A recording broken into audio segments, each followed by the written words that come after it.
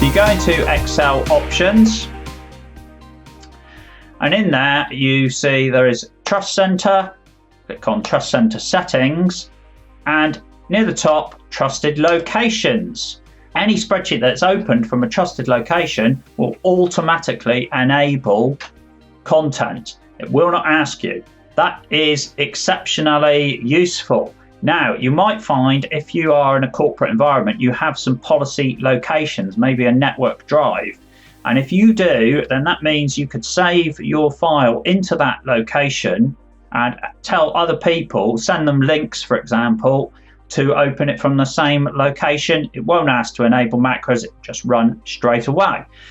And the same would be true if I set up my own trusted location. So I'm going to do that now. Trust Center, trusted location, add a new location.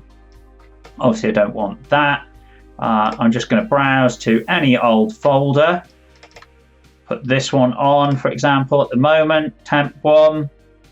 You can make subfolders trusted as well.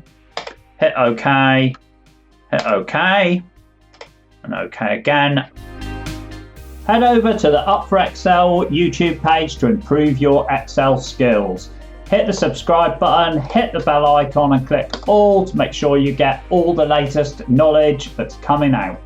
You can browse through the videos on the screen, browse through videos for just beginners, intermediate or advanced. There's free courses available, there's charts, there's pivot tables, there's tips sections. It's all here. It's a great place to improve your skills.